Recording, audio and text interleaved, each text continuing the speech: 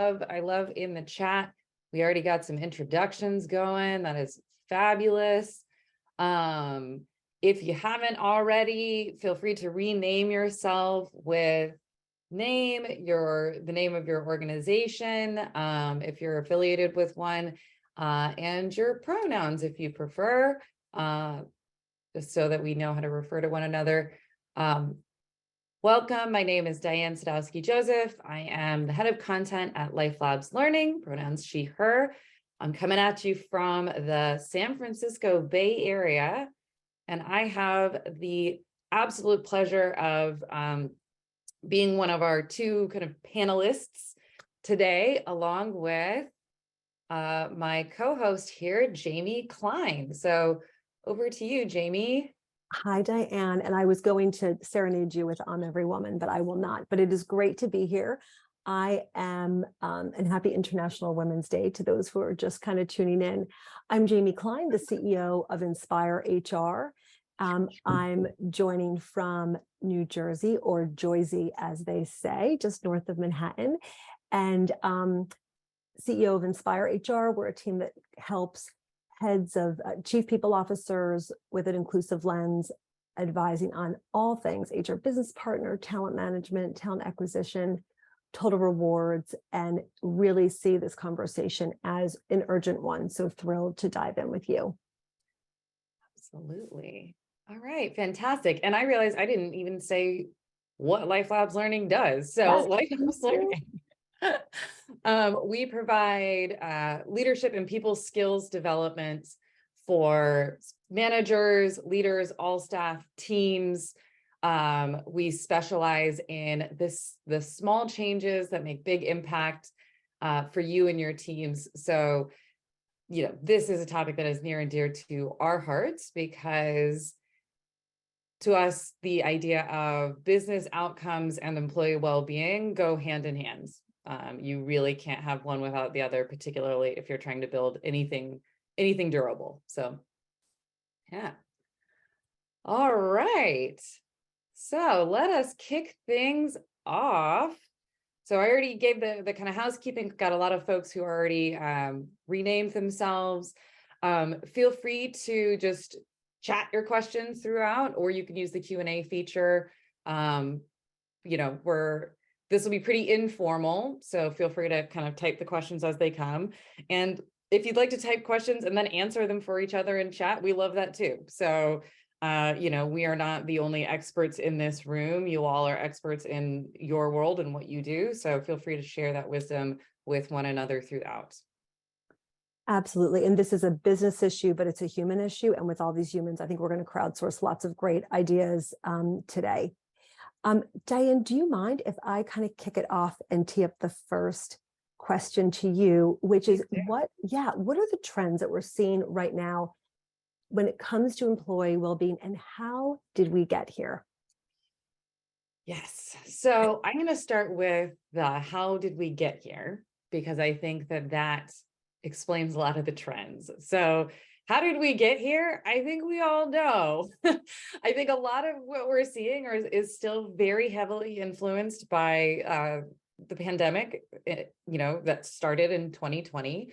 So you're looking at this kind of extremely disruptive, this extremely disruptive event that was disruptive not only for the ways in which people work, hybrid versus in person, but also it brought a level of kind of cognitive load and psychological stress on people almost universally, right? So, I mean, that whole thing of we're not in the same boat, but we're in the same storm. I mean, this was an event that uniquely hit every single sector, every single demographic, and we're still seeing those ripple effects today as they kind of play out even in kind of the pandemic 3.0 or, post-pandemic world or whatever we want to call it.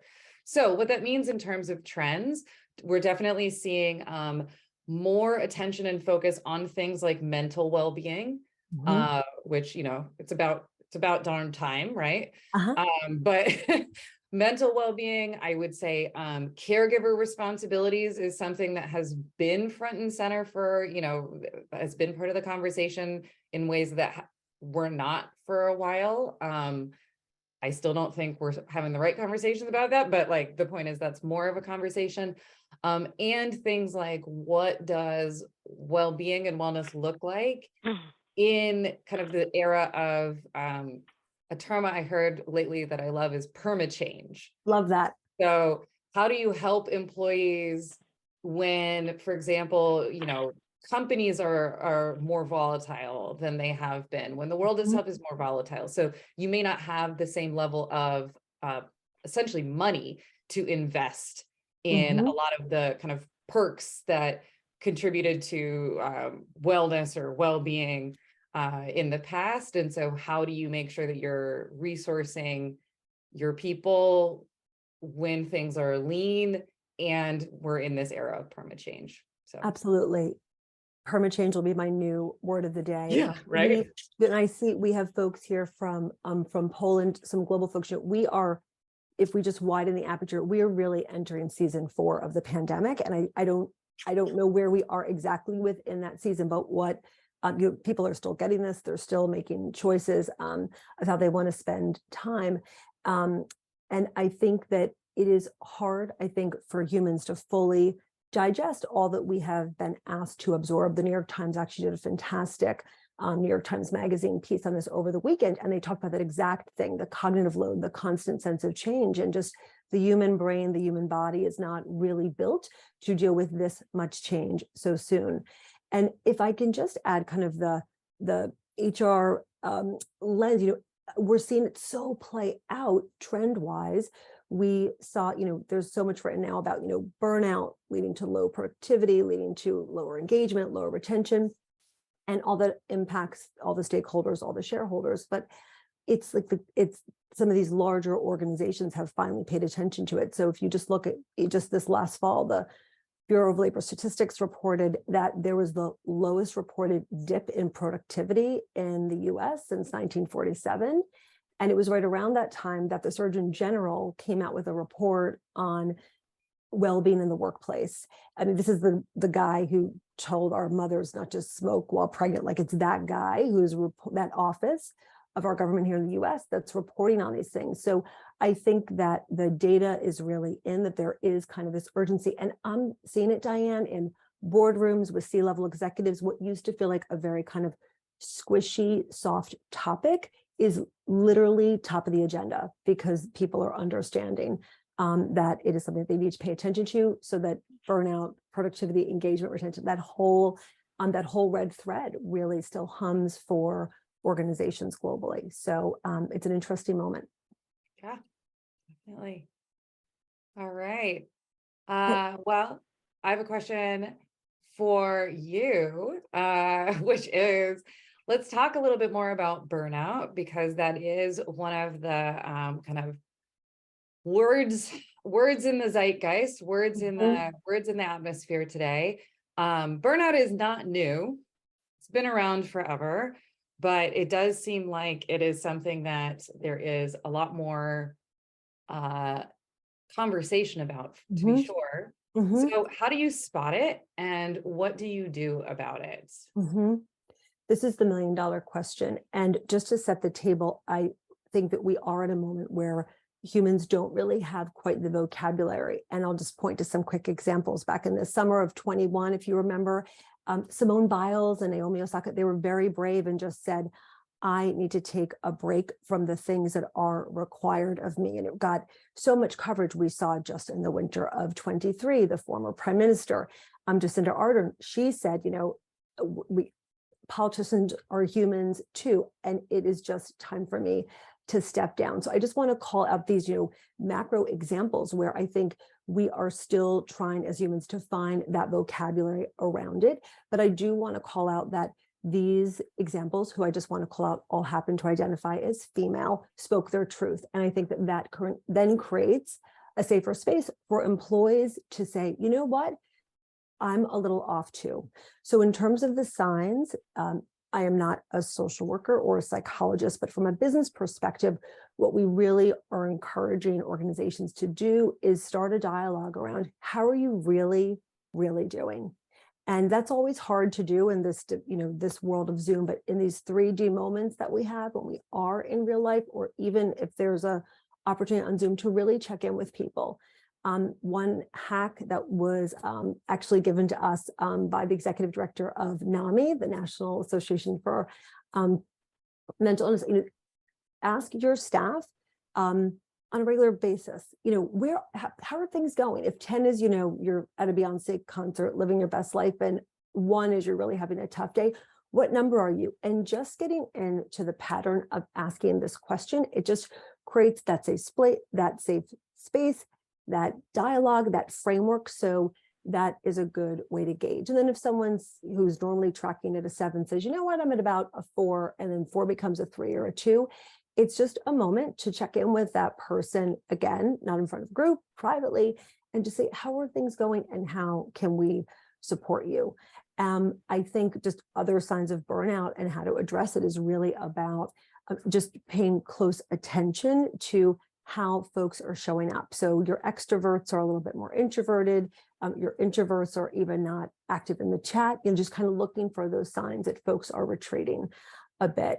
Also just the way that people do storytelling and they talk about their weekend. If they used to talk about, grabbing time with family and friends, and it's just more about, oh, I was just using this weekend again to recharge and just journal or just kind of catch up with myself. If that feels like a pattern, it is okay as a leader to just start asking, how are you really, really doing? And is there anything I can do to support you?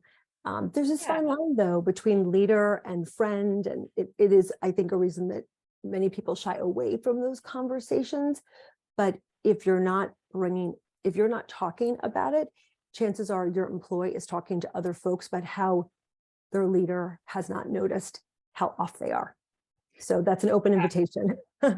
Absolutely. And to add to that, we've actually, there are some specific things that you can also check in on that are actually directly related to burnout. So when we've done research on burnout, we actually have the very fortunate honor at Life Labs to have someone who has done direct research on burnout in the past. So very timely. And I want to also speak to David Murray, your question of talking about burnout and feelings can feel very charged, whether you're male or female. There's tension around naming it from wherever you sit in the organization. So one of the things that I think is a really interesting way to maybe boost the comfort is thinking about defining burnout is so the technical definition of burnout is caused by poorly managed chronic workplace stress.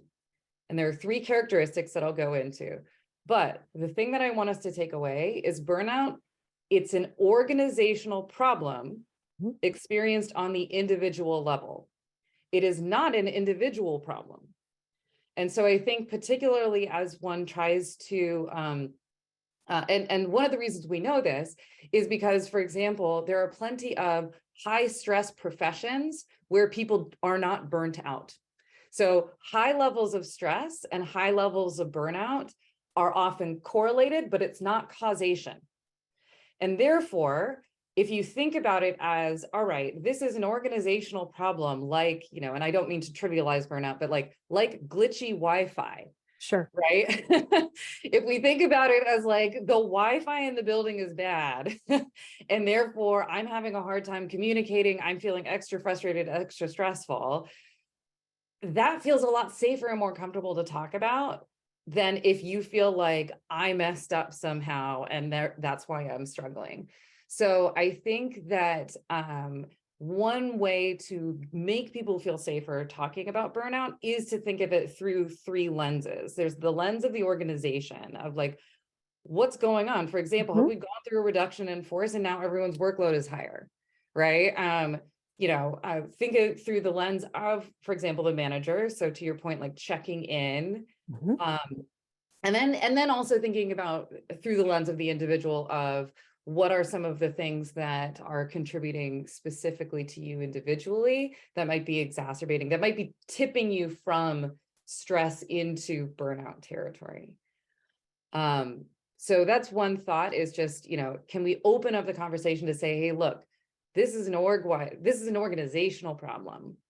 This is not a problem of individual will or people being sad. Mhm. And Yeah. I think that that's so authentic. And I love how you frame that for a leader to call out. We are, we just went down season 3 of the pandemic, and we just went through this reduction, whatever it might be. We're asking people to wear a hat and have just to call out the things that humans are feeling, I think is very validating. And though, these are organizational challenges. It's not, the nervous system is only built to take on so much. And by saying to your folks, how are you really, really doing it? What can I do to support you? I think it begins a dialogue of what we need to do as an organization and take responsibility for it. And also maybe reset the goals for the quarter and what those expectations are, to keep it real of what folks can get done, what capacity they really have. Absolutely. All right. Should we jump to the next question? Let's do it. Let's do it. So, what are some of the kind of levers that people ops, HR professionals, have to support employees given all of this? Absolutely. I'll say a little bit of mine, and then Jamie, I know that you have lots to say about this. So again, I'm coming at this through the lens of, all right, what are things that you can do from your unique position as kind of structure makers and architects in your organization, but then also what can you do just as like leaders yourselves? And so I think one thing you can do as people ops is try to change that conversation, get that multivariate thinking of saying, hey, look, burnout is not just people being stressed. Stress is actually not inherently a bad thing, which, fun fact, that is a great talking point, because that is one of the things that so often people push back on, is they go, well, stress is normal. Stress is a normal part of work. And you're like, yeah, I know. And that's not what burnout is. So if you can help shape the conversation to get people to make the distinction between, say, normal workplace stress and burnout, that's one thing that you can do that requires no money. Another thing that is really helpful is training your leaders in how to have great prioritization and trade-off conversations. We have a whole set of skills that we teach on productivity and prioritization. And one of the facilitators made this point years ago that I love, which is prioritization skills are mental health skills. Because you can't say yes to everything, and you can't actually accomplish everything. But if you don't have the language to be able to express how to do that safely, how to make trade-offs, how to say not now instead of no, or how to say yes, and here's what I'll have to do to compensate for that, that time, that can contribute very heavily to burnout. So training your leaders on prioritization skills, and how to spread those and how to have trade-off conversations. And the other thing that you can do, honestly, and this is just good rule of thumb for any organization to deal with anything, especially in the times of perma-change, is training people on how to create psychologically safe teams. So that's the other thing as well. We just did a big research project on teams and how to actually do that. And, there are some distinct levers and skill sets that you can teach people that actually significantly boost psychological safety. So feel free to hang back and ask me about that afterwards. But Jamie, I would love to hear from you. What are some of the things that you've seen your people do to support employees in these times of burnout and change? Absolutely. And I love your suggestion about prioritization. I think especially as, for many folks, the dining room table used to be a place of wellness. It used to be a place of nourishment and catching up with family. It now is also kind of, conference room, central. So just to acknowledge the spaces in which we are traveling, just are triggering our minds throughout the day, just to remember to-do lists in a place that used to bring us joy. So having that prioritization. In our travels, we speak to companies that are large and small. One of my faves is, Paramount formerly CVS Viacom, one of our clients, they really have done a very holistic job. You know, in the beginning, everyone was doing the mindfulness apps and the yoga suggestions, and I love that, but they really taken it beyond. They offer cancer care. So if you or a loved one have, you know, been hit with that, you know, all the logistics and all the appointments, it's a lot. So cancer care is a real offering to make sure that there is absolute surround sound support for folks going through that. They offer WW, formerly known as Weight Watchers, nutrition, wellness programming. They give bereavement leave that's incredibly generous, beyond typical sick leave. You know, these are things, you know, I think a Gen Xer earlier in my career, there were sometimes, you know, flu shots on site, like there were different things, but this is really next level what they're doing. Breast screening, breast exam screenings, all those things that kind of help people feel that sense of belonging. And there's been so much written, Diane, about how to engage people. And all the research shows that compensation, while great, is after 90 days, humans typically forget the endorphin rush that gave them. And what really matters is their direct relationship with their leader. So to think about how you show up as a leader for your people and bringing these things up is tremendous. I also just want to touch on other kind of, you know, levers, which is around professional development, especially for Gen Y, Gen Z, you know, those, all that's been written talks about how those folks will stay in an organization and feel engaged and give it their all to the extent that they feel like they're really learning. And I think that in these times, just reminding people also about their own career path. And part of this might be that they find themselves in a moment where they are not they're not bringing their superpowers to the role that they are in. And it might be time for a pivot into a slightly different role that uses their strengths that they have. And I think that those kind of authentic conversations are just, it's a very old school thing, but it really, it can go a long way. And, you know, we did a lot around this, I think, as humans at the start of the pandemic around basic, you know, boundary hygiene, but it is worth checking in on that. I was speaking to an asset management client yesterday, and they said, you know, Jamie, we're a team shop. And I noticed a lot of the VPs and above, they always have that little light on that acts as if they are always at their desk. And it was really stressing out some of the more junior colleagues. And it was it was a blind spot for that group of leaders, but they said, please be authentic about when you're on and when you're not. But I think it is worth revisiting some of those basic hygiene things to give people those boundaries again. Absolutely. Absolutely. Yeah, there is a lot that's being thrown at folks. So sorry, I just want to amplify the +1 in the chat here of, yeah, having like leaders are fantastic role models. And there's a story I love that illustrates this, that actually has nothing to do with boundary hygiene, but to me, it illustrates perfectly exactly why, for example, that little green light is causing so much stress. There is a story of a CEO at a large firm. And one day, he noticed, like he kind of came to this realization that there was this pattern in his meetings, that in every single meeting he was in, there were always snacks, and the snacks were always blueberry muffins.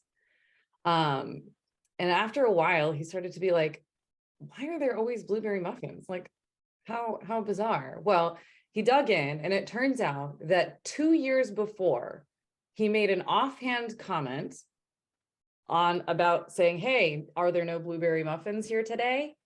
2 years later, and his assistant heard him, and for 2 years made it priority number 1 to get the blueberry muffins into the room. So his offhand comment one time about something that does not matter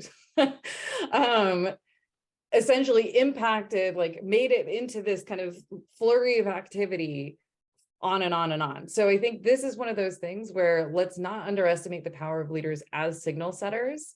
Oh, yes. And so, for example, one thing I love that I heard from clients on this front, particularly around things like, you know, bereavement leave, et cetera. I remember hearing from a leader that they made it a point that when they take time, for example, to, they take like an hour during the day, once a week to do therapy, they put it on their calendar as therapy. So that small difference between just marking busy versus saying therapy or doctor's appointment, right? The point is you're sending the signal to say, if, for example, this is something that your organization supports people doing, like taking an hour a week to go do therapy, show it, write it out on the calendar, because that's a powerful signal that you're sending, without even realizing that you might be sending that signal. It's the tone is always set at the top. And I think these small micro changes can make a huge difference. I was speaking with a leader yesterday, God love her. She said that she is living for a month in Palm Springs because it's a little bit, just a touch rainy in Seattle. So she is doing Palm Springs for a month. And she said she was really transparent with her all of, her 23 direct reports about her doing that for her. She said, I'm available. Of course, I'm going to do the work that's needed.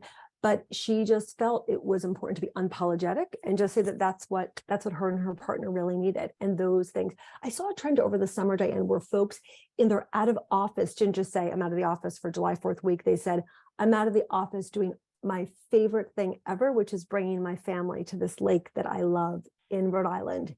And people just started getting more specific about what they're doing, or I'm offline celebrating a loved one's milestone birthday. And it was this insight and into just people being more human. Did you notice that trend at all? I feel like maybe we can build on that trend, and if people really say what they're doing when they're out of the office, right? Getting my power walk in, going for therapy, whatever it is that they're doing for self-care, but being more explicit, I think kind of creates, again, it's these entrees into vocabularies we spoke about at the top of our time together. Like, how do we create a movement, if you will, of starting to have authentic dialogue? And part of it is just about finding the language and finding the examples. And boy, there are a lot of examples in chat. I'm doing a lot of crowdsourcing here. There's a lot of good ideas coming in. Yeah. So I wonder if at this point, because we're about halfway through. Yeah. We have some more questions that we came up with, but I'm just curious. I'll give like 30 seconds of thinking time for folks. Any questions that y'all want to pose at this juncture? And if not, no pressure, then we can roll on through to some of our other questions. So we're being quiet on purpose because we're giving people thinking time. So.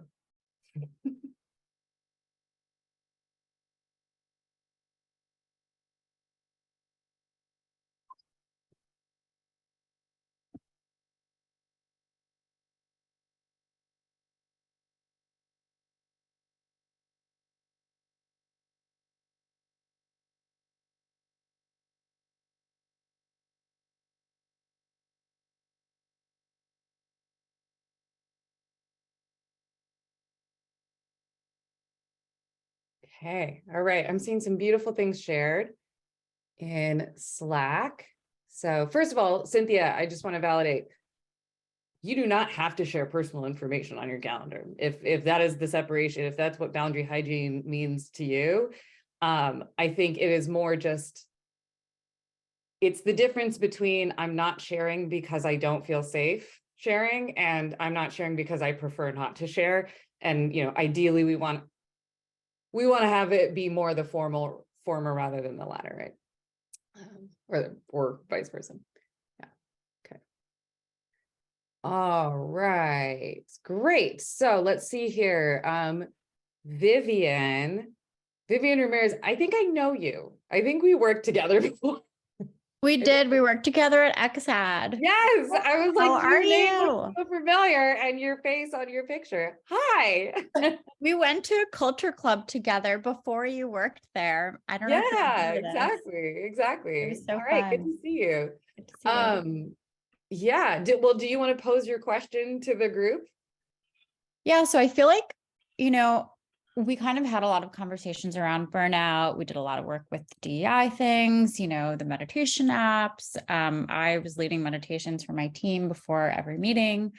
And it feels like we've made all this progress. And now, it's the year of efficiency. And it feels like we're not going into a post-pandemic world, but we're trying to go back into 2019 in some ways. And so I'm wondering, how do we make these things stick when it seems like people are just trying to strip away everything that we kind of gained and learned.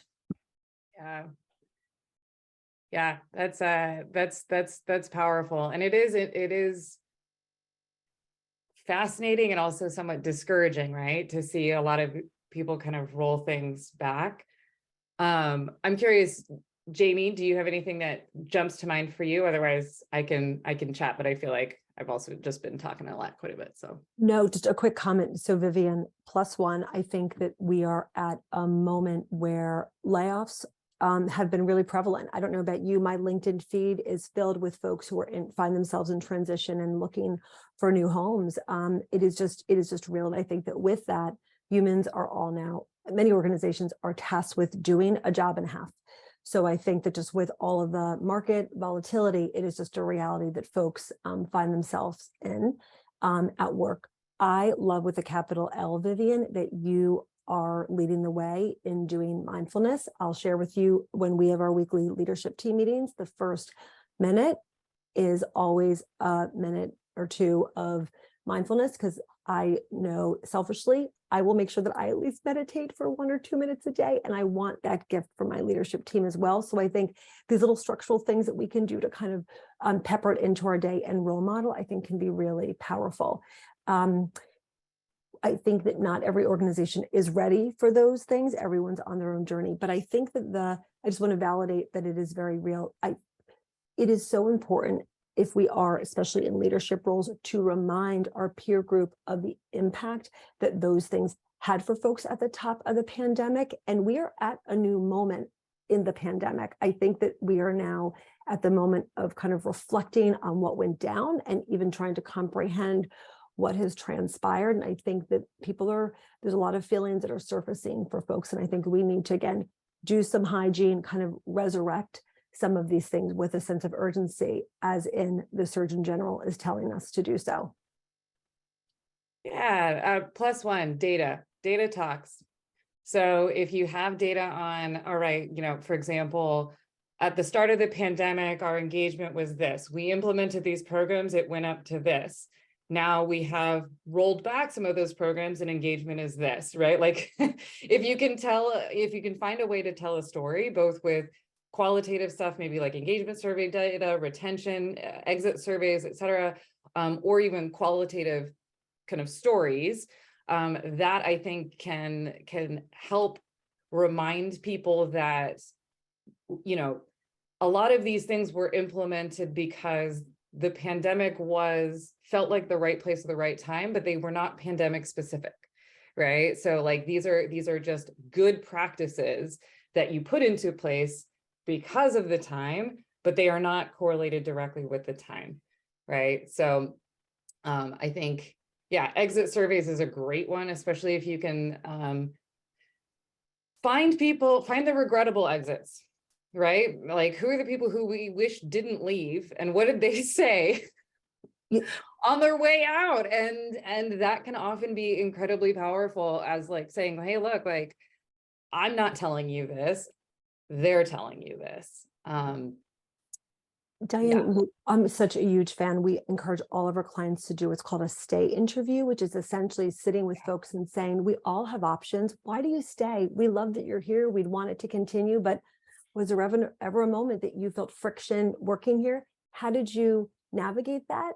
And why did you continue on with us? I think every human being wears an invisible necklace saying, I'm important, pay attention to me. And I think to hold space for someone and say, why do you stay? I think is also really powerful. And it's interesting. I'm just thinking about the kind of the fatigue that folks have felt. And I think going to your employees and saying, we rolled out a pile of stuff at the top of the pandemic. People got a little bit zoomed out. What do you need now is also a great strategy. So many times the beautiful ideas sit with the employees, but at the end of the day, the tone is set at the top. So getting leadership to buy in is always key. And sometimes that can happen through employee resource groups, et cetera. Yeah, absolutely. I want to jump to another question that came up in the chat, which is about managers, right? So you've got that middle layer that's feeling kind of the extra stress of pressure from the top, as well as pressure from the front line. So how do we inspire and motivate and take care of our managers in times like this? Because they are often the amplifiers of the organization. So big +1 to whatever you can do to get buy-in for support from the top, because, you know, if you can dial the pressure back from the top, then that helps. But I think to me, one of the most important things is managers, they already know the pressure that they're under. Like, they know it. You don't have to tell them. And I think this is one of the things that I think leaders often get wrong, is they feel like the way to motivate people is to remind them of what's at stake, as opposed to reminding people of what support exists. So I want to circle back to one of the things that I love about a definition of burnout that I find really helpful. And I'll link it back to supporting managers.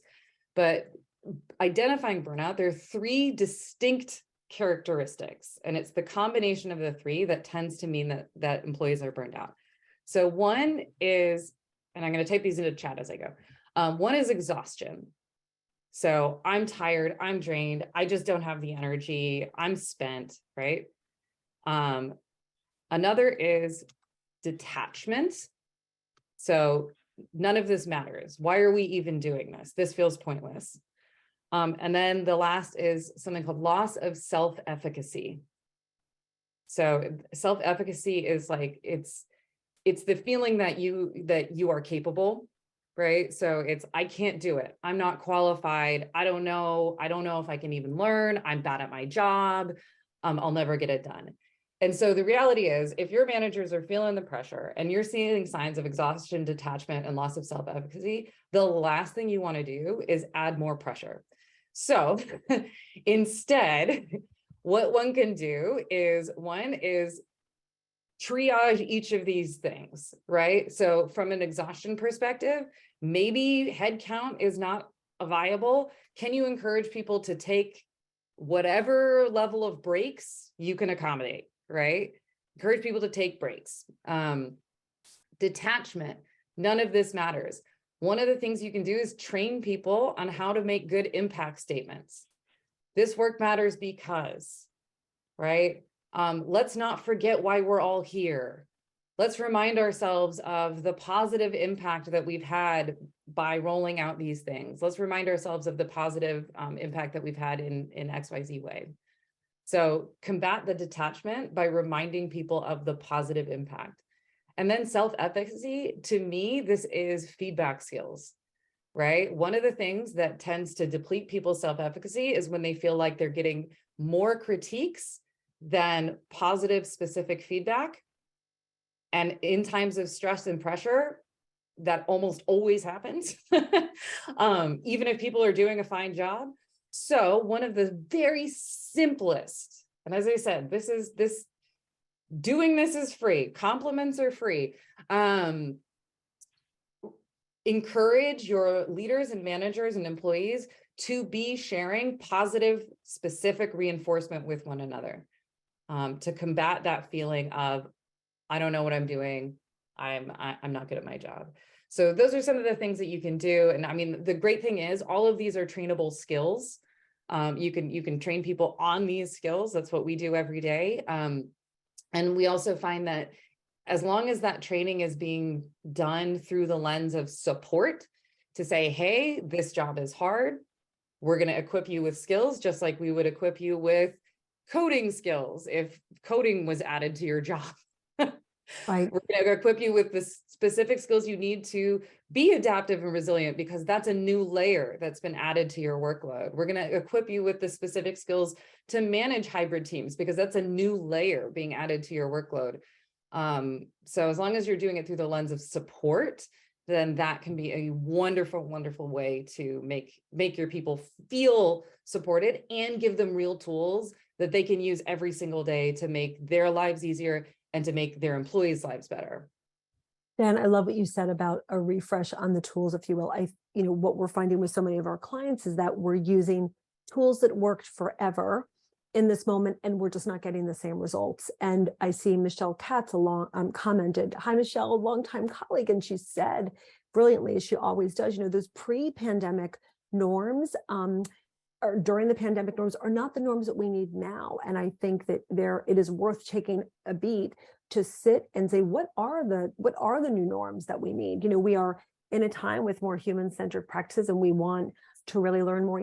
I've led talent reviews for 25 plus years, and there's certain dialogue that goes in that closed door about the competencies that leaders have. And I can't think of one talent review that didn't also touch on things like work ethic, or they're all in for the company. They would hop on a plane at a moment's notice and fly to Chicago for a moment. They're VP material, right?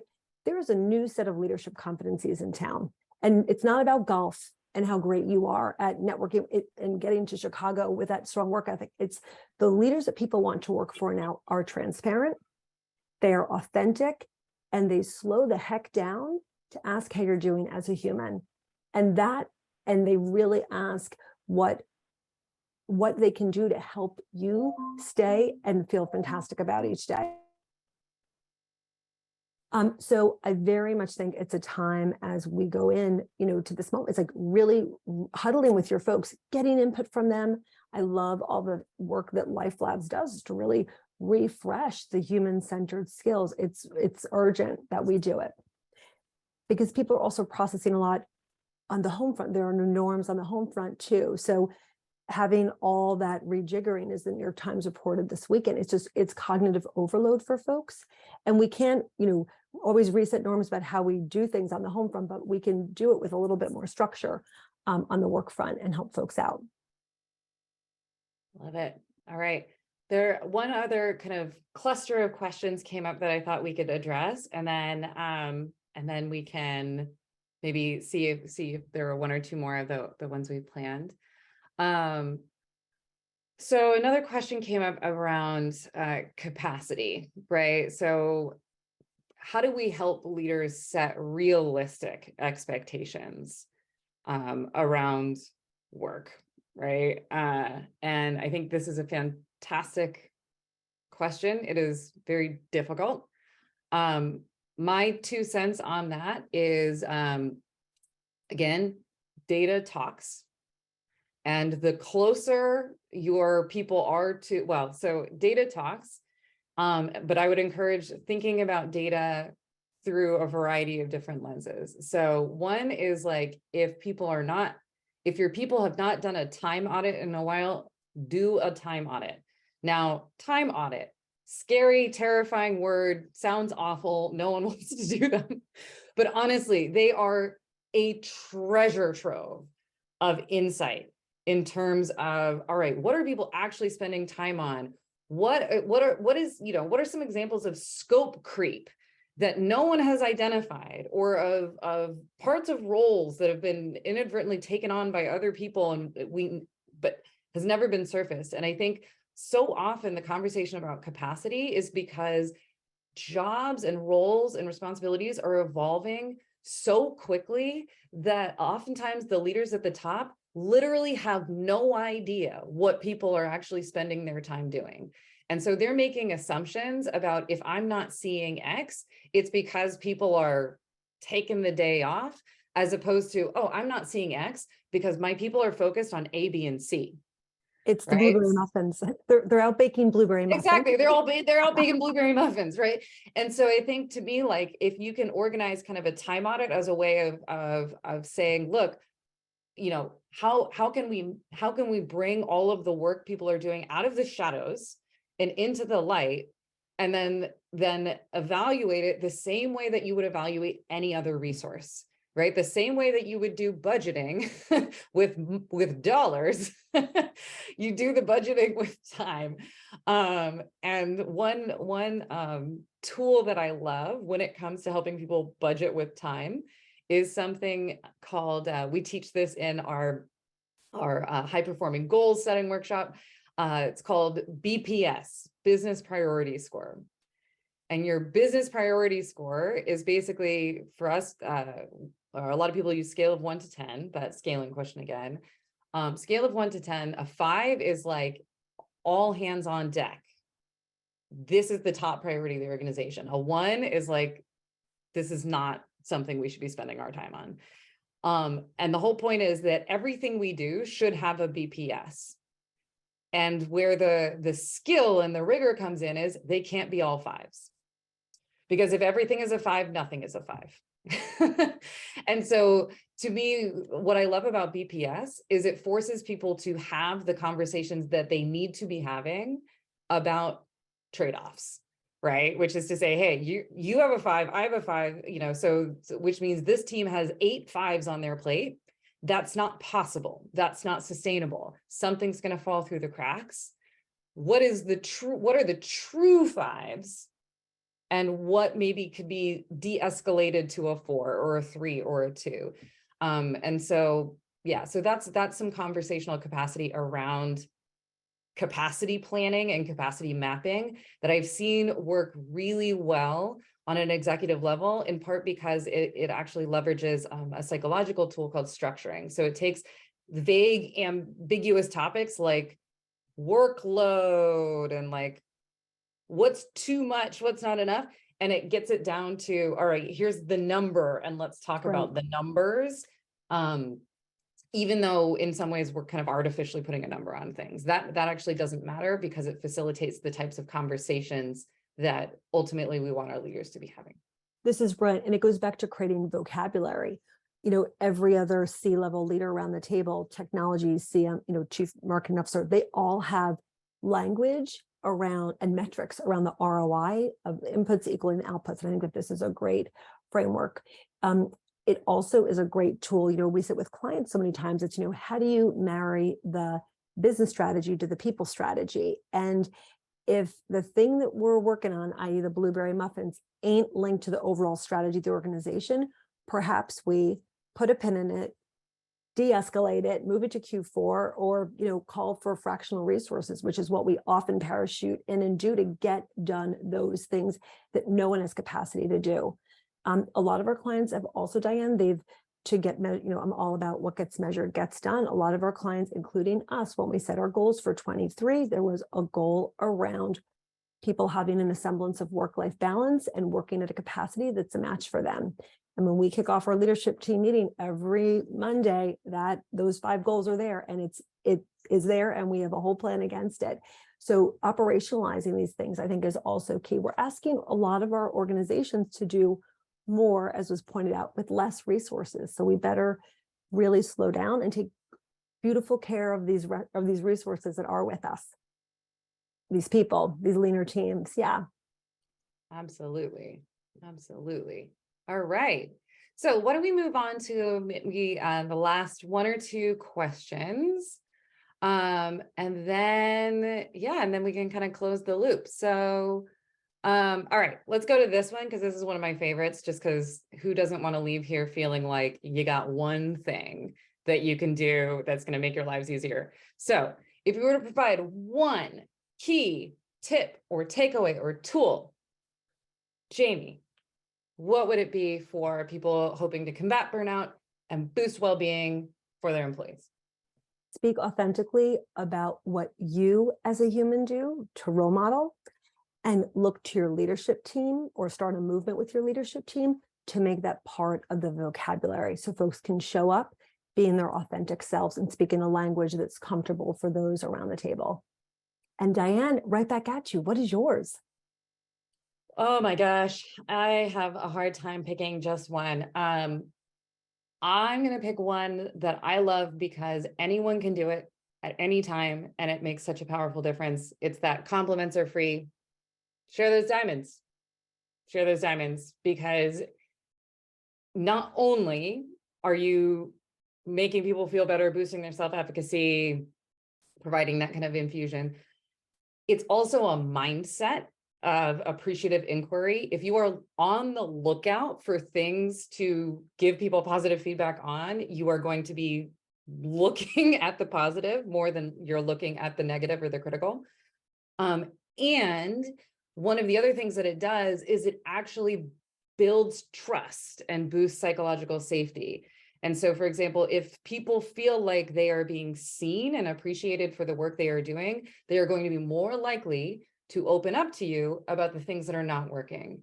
Because one of the things that I say often when we work with senior leaders is if people are struggling, if people are burnt out, you are often going to be the last to know.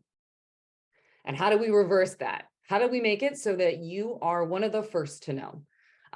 Because you're the ones with the levers. So yeah, compliments are free. Get those compliments going because it's got this positive domino effect that is so, so powerful. It's great. It's great.